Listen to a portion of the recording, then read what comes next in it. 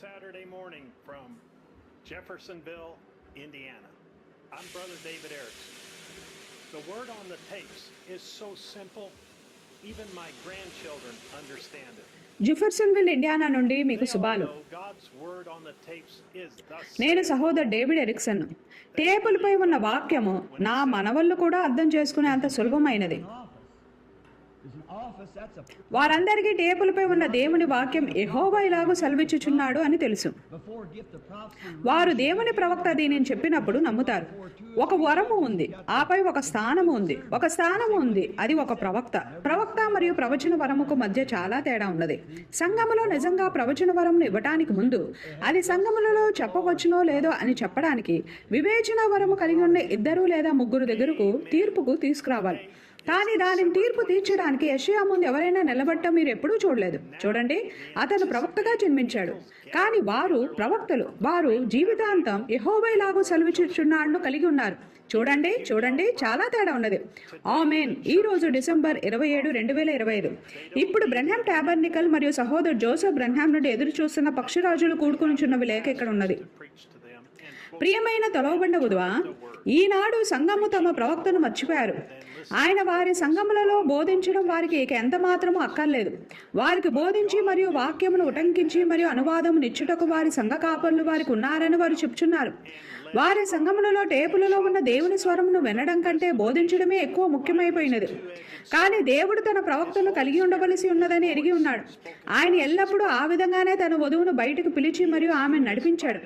ఆయన తన 2 అంచులు గల ఖడ్గము చేత, తన పరిశుద్ధాత్మ చేత, తన ప్రవక్త ద్వారా పలుకబడిన ఆయన యొక్క స్వరము చేత మిగిలిన దేశంలన్నిటి నుండి మనలను తొలిచి వేరు చేశాడు. ఆ స్వరము చేత ఆయన మనల్ని తొలిచాడు. అందును బట్టి ఆయన దాన్ని రికార్డు చేపించి మరియు టేపులో పెట్టించాడు. లేఖనము ఎంత పరిపూర్ణముగా ఉన్నదో ప్రత్యక్షత ద్వారా మనము చూస్తున్నాము. కుమారుడు దానిని పరిపక్వము చెందిస్తే తప్ప వధువు పరిపక్వం చెందజాలదు. మీరెంతగా బోధించినా గాని, మీరు ఏమి చేసినా గాని అది పరిపక్వము చెందజాలదు. అది ప్రత్యక్షపరచబడజాలదు. అది నిర్ధారించబడజాలదు. నేను లోకమునకు వెలుగై ఉన్నాను అని చెప్పినట్టు వాక్యమే ఉన్న ఆయన ద్వారానే అది జరుగుతుంది. నిర్ధారించడానికి, రుజువు చేయడానికి మరియు తనను తాను ప్రత్యక్షపరచుకోవడానికి పరిశుద్ధాత్మ తానే వచ్చి మరియు మనలను పరిపక్వము చెందిస్తాడని వాక్యం మనకు చెప్పినది. సాయంకాల వెలుగు వచ్చినది. దేవుడు ఆయన యొక్క వధువును బయటకు పిలవడానికి తనను తాను చర్మములో ప్రత్యక్షపరుచుకున్నాడు. ఆయన యొక్క పరిశుద్ధాత్మ చేత, ఆయన యొక్క వాక్యము చేత, ఆయన యొక్క స్వరము చేత నిన్ను బయటకు పిలిచినది ఆయనే. నిన్ను ఎన్నుకున్నది ఆయనే. నీకు ఉపదేశం చేస్తున్నది ఆయనే.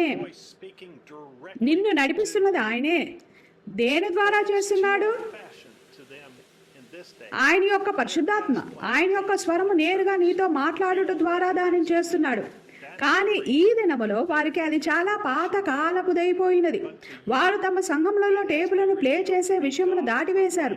వారు దానిని గుర్తించరు. ఆ కారణం బట్టి వారున్నట్టు స్థితిలో ఉన్నారు. కానీ మీకైతే అది దేవుడు ఏర్పాటు చేసిన మార్గమై ఉన్నదని బయలుపరచబడినది. మీకు అది యెహోవా ఇలాగూ సెలవిచ్చుచున్నాడు అయ్యున్నది. కాబట్టి పరిపక్వము చెందించడానికి లేదా నిర్ధారించడానికి లేదా రుజువు చేయడానికి లేదా ఆయన ఈ దినమున ఏమి జరుగుతుందని ముందుగా చెప్పాడో దానిని ప్రత్యక్షపరచడానికి ఒక శక్తి అనగా పరిశుద్ధాత్మ తానే రావలసి ఉన్నాడు. సాయంకాల వెలుగు దానిని ఉత్పత్తి చేసింది. ఎటువంటి ఒక సమయము ఆయన యొక్క ప్రవక్త ఒక దర్శనంలో చూసినటువంటి దేవుని యొక్క పరిపూర్ణ వాక్య వధువు మనమే అయి ఉన్నాము. ఆయన యొక్క వాక్యము ద్వారా ఎవరిని బయటకు పిలవడానికి ఆయన తన ప్రవక్తను పంపించాడు. ఆ ప్రజలము మనమే. మరియు ఇప్పుడు మనము ఒక ఉజ్జీవమును కలిగి ఉంటున్నాము. ఏలైనగా మనము ఎవరమన్నది ఇప్పుడు మనము ఎరిగి ఉన్నాము. ఉజ్జీవపరచడం, అక్కడ మిగతా ప్రతి చోట అదే పదము ఉపయోగించబడినది. నేను దాని అర్థం ఏంటో వెతికాను. ఒక ఉజ్జీవము అని దాని అర్థము. 2 దినములైన తర్వాత ఆయన మనల్ని ఉజ్జీవపరుస్తాడు. మరి అది ఇట్లుంటుంది.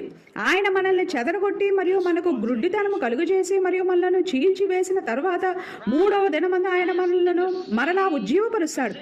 మనము వరుస తప్పకుండానట్లు తండ్రి ఆయన యొక్క వధువును కాయుటకు ఆయన యొక్క ప్రవక్తను పంపించాడు. గుర్తుంచుకోండి, ఇది ఒక దర్శనమై ఉన్నది.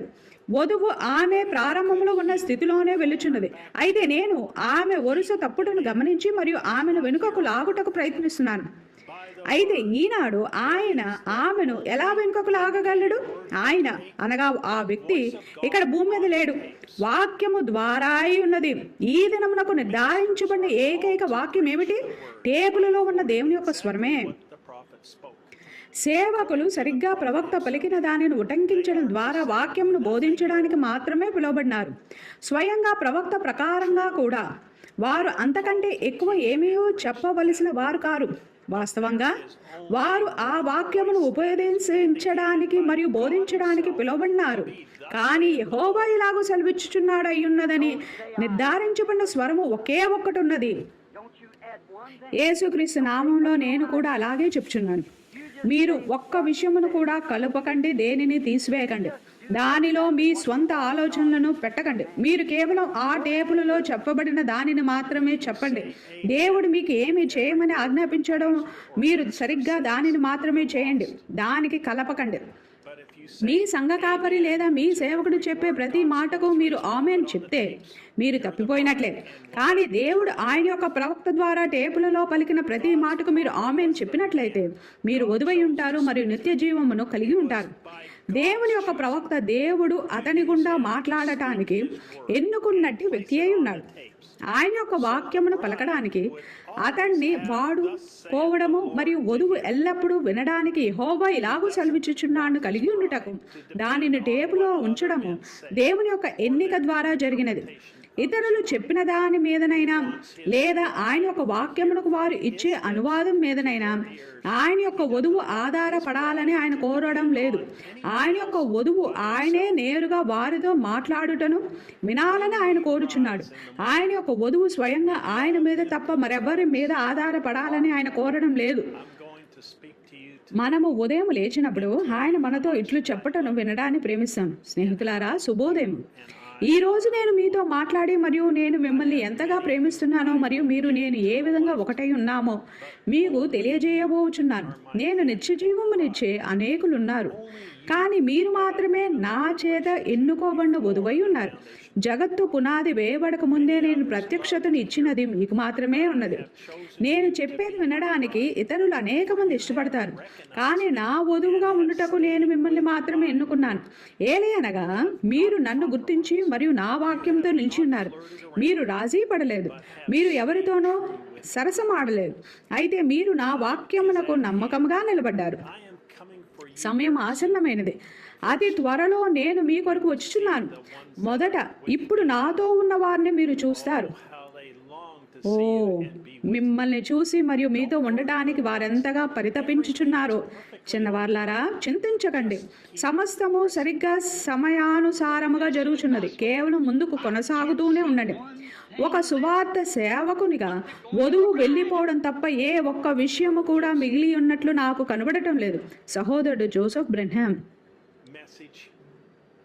వర్తమానము 64-07-26 M.